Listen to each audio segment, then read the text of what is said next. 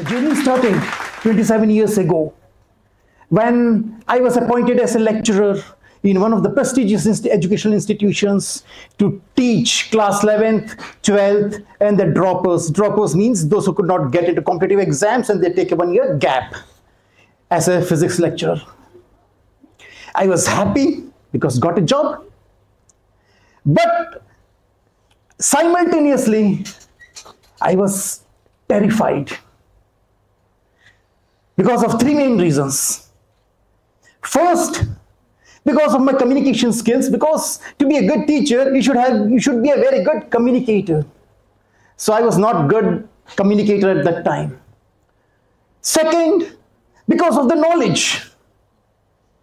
Because I, during my childhood times, could not crack IIT JEE. So I was a bit hesitant because I've been assigned the same job to train children to crack IIT JEE, whether I can do it or not. And the third was the knowledge. Regarding the knowledge, I was a bit confident because I can surpass their knowledge because they are mere students or their children. So the moment I got the offer and all, the whole night I could not sleep. I sat in the dark beneath the sky, asking myself, did I choose the right profession? I should have continued as an engineer, having completed my engineering and continuing my job in a good job in a technical industry. Then I raised my confidence. No, since I stepped down that job and continued with this profession, I should continue in the same thing. The next day, as happens in a traditional teaching method, the head of the institution, so-called the principals, gives you a good piece of paper, containing the curriculums, yearly plans. You need to complete this much of course in this much stipulated time, 10 days, 1 month, 6 months, like that. And you need to stick to that. You have to be obedient because you need to serve. And a bit nervous at the time I was, because I newly took up this profession of teaching. I heard somewhere that to be a good actor, follow your practice in front of a mirror, and same is the case in teaching. Start teaching in front of a mirror. So I went in front of a mirror and asked the mirror, mirror in the wall, how can be a best teacher surmounted by 4 walls in a classroom? I didn't get the answer, what I wanted. I continued my routine teaching, following the lesson plans and all the things there, got good evaluation or the feedbacks from the children, fantastic ratings from the children, kept on completing the courses as per the schedules. But the biggest thing missing in me was happiness, contentment. I was not contented. I always found something was missing in me. What is that something? I could not get that answer. One day I was watching a good Hollywood movie and I could recap that dialogue by a good comedian. When the child is too small, everybody loves or is in a race to teach the child how to walk, how to talk. But the moment the child enters the school in a classroom, we teach to shut up and sit. We teach to shut up and sit, and the same protocol continues till class 12th. So something has to be different. And now, being a principal for the past 15 years in some good reputed schools, I openly say most of the teaching done by the teachers are boring. Same was there at that time. So I started listening good teachers, and trying to adapt something good what they had done. And then when I tried to adapt it, it was again a big disaster. A big disaster. Because it was they who had that style. Then I realized for the first time, be natural, be individual, Set your own trends of teaching. Don't copy it. That is the first and foremost thing I learned. And that is what I train now also as a corporate professional to all the teachers. And this is the biggest mistake the education fraternity or the teachers do it. They're not natural. Second thing, redefine teaching. Redefine teaching, which I learned, because teaching is different from learning. In a simple statement, I would like to explain, teaching is about teachers, whereas learning is about students. In one more example, I would like to explain this concept. Suppose a child is thirsty, a good teacher will offer a glass of water to a child. Whereas in the learning process, we make child drink the water and satisfy his or her thirst. That is learning. So redefine teaching is the biggest element which I learned, and I always practice it and guide the teachers also during my sessions to practice it. And learning can be independent of teaching. Again, recall the days of the childhood, when the child starts walking, talking, eating. Does somebody teach them? The answer is no. Out of the hit and trial methods, out of the experiential ways, the child learns everything of their own by the experiential way. And that is what is to be adopted, and I adapted in my experiential teaching. I give a good example. Nowadays, all have the high-tech devices, so-called mobiles. How many of us read the manuals, learn, or undergo some process? No one. We learn doing it experientially. This is the best way to practice learning. And this is what a good teacher is supposed to practice during the classrooms. Being a physics teacher, when I teach maybe the equations of the motion or the Newton's law, simply it is not the duty to just to make that memorize. It is the duty to make the child experience those laws or the phenomena or the things there practically. Then it is always retained in the mind. Always retained in the mind. Because teaching has a restriction of the belief, because it is restricted with the thoughts. How we think, what is a thought process comes automatically into the actions. So every concept has to be taught to the children. Has to be taught to the children practically. Then only the child derives queer pleasure out of it, enjoys that part with lots of fun, and adapts it practically. This is the biggest void in the current teaching scenario, and that is why I always train the teachers in this manner. And the biggest challenge what we face, when the child asks the doubts, the teachers try to repeat the same methodology.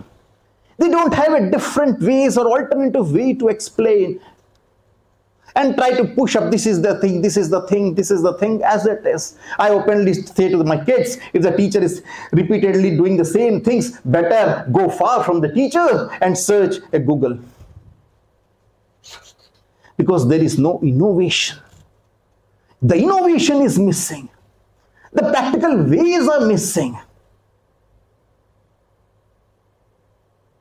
I openly say the teachers don't have the mastery over the subject. That is why that phenomena is being repeated by the teacher, repetition of the same content. Whenever we go for the teaching practices, always adopt the experiential learning, the new ways, And I always suggest the best way is to have a better eye contact with the children. Eye contact doesn't mean observing in the classes and that everybody is doing it. Means coming down to the kid. Suppose I want to talk to a small kid. What I will do? Simply first I will come down, come to his level, and then have a chat or a talk with him. Or I will lift that boy or the girl or the child and then have a talk. Then the confidence, the boosted in the child is at the highest level. Then the understanding is accepted by the child. Same is the case when we teach to the children. We need to come down to the level of the children. Coming down doesn't mean they're physically bending down. Means bringing ourselves to the understanding level of the kids. When we start deliberating in that fashion, there's a 100% surety of accepting the things as it is. Whatever concepts you are trying to explain to the kids, they accept it as it is. They understand its application. They understand its usage. And finally, the outcome is desired, outcome is achieved, what we are aiming for. Another big challenge. We restrict our classrooms. We design our classroom sessions in such a way that it's the final match of a World Cup. There's so much pressure is being induced on the kids, you know. I always have a different view or idea. I always say, let the child do mistakes, not one, not two. Let the child do n number of mistakes. Let's consider the classrooms as a league matches or the warm-up matches of a cricket or a soccer. Let them play their own natural games, do n number of mistakes. The moment you say psychologically you restrict a child to do a mistake, he or she will do the same thing. Same thing he or she will do. You say not to do, it is applicable for the higher kids as well as even for the lower kids. You say this you should not do, he or she will do the same thing. So this is what we need to understand practically, and we restrict the children, this you should not do, this you should not do, you should do only this. Then naturally they will deviate from our things. So better let them do the mistakes. Let them understand that this approach is not correct. So the moment they have understood all the failures or all the mistakes, then nothing is left other than to adopt the methodology of a successful method. Then definitely in the real exams or the finales or the exams or the competitive exams, naturally they will perform best without repeating those mistakes.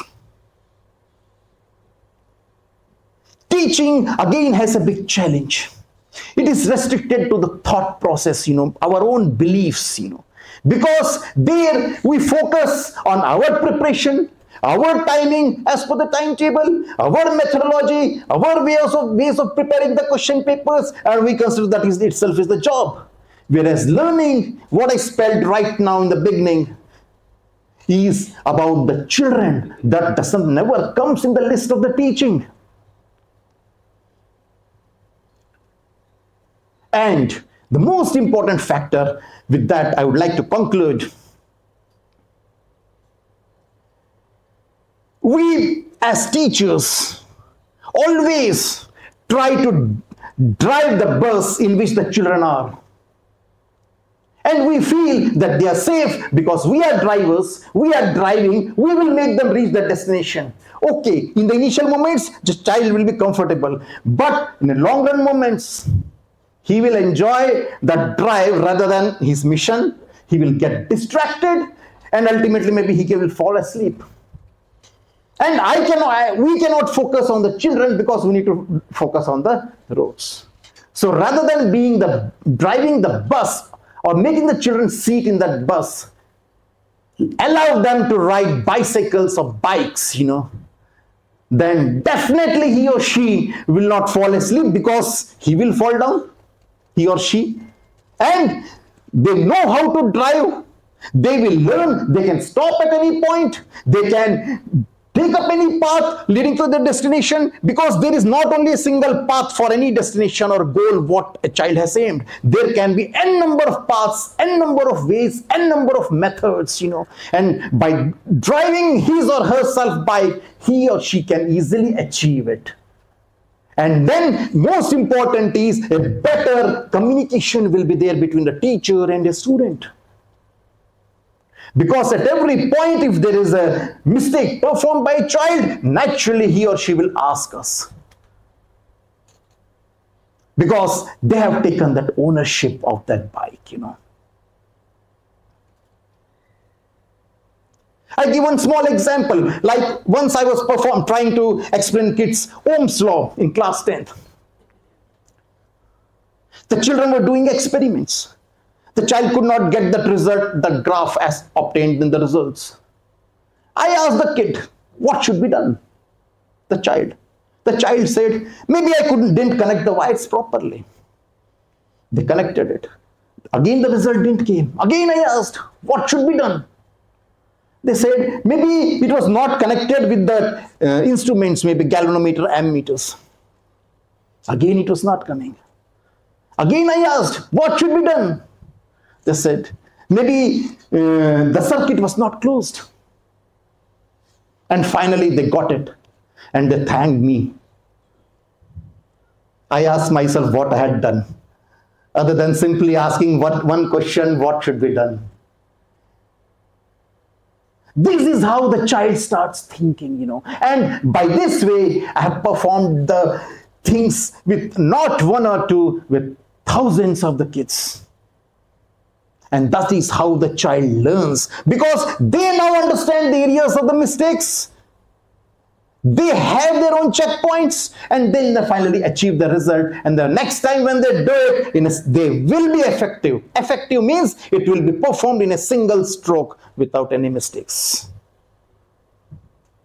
So this is how we start opening up the minds of the kids, which is very important, that is learning. Education is a part of the learning. Both are two different parts. You know, education is just one part of the learning. And making the child learn doesn't come with the you can take up at the big N number of degrees, you know. Already have 4 PhDs, followed by a DSc and DLit. But yet I feel learning comes with your own redefined thought process. You redefine your thought, you redefine your teaching, you learn a lot. And learning does not require any papers or the books. It comes with day-to-day life. In a day, you can have n number of learnings, n number of learnings. If you're talking, you're learning. If you're listening, you're learning. If you're sitting, you're learning. If you're observing something, you're learning. If you're walking around, you see, you learn a lot. Even you sleep also, you learn a lot of things in the sleep itself. And the things we have learned piles up into our experience. Experience doesn't come with the age, but it comes with how much I have learned personally. And when the learning part is imbibed in the kids, ultimately the stress factor is reduced. The most biggest thing what we achieve is the children become happy. It is the biggest missing quotient in the current education scenario, happiness quotient. The child feels contented. And you can link it, since he or she is happy, hence they will be contented, or since they are contented, they will be happy. And the mission is achieved in a stress-free way. Thank you.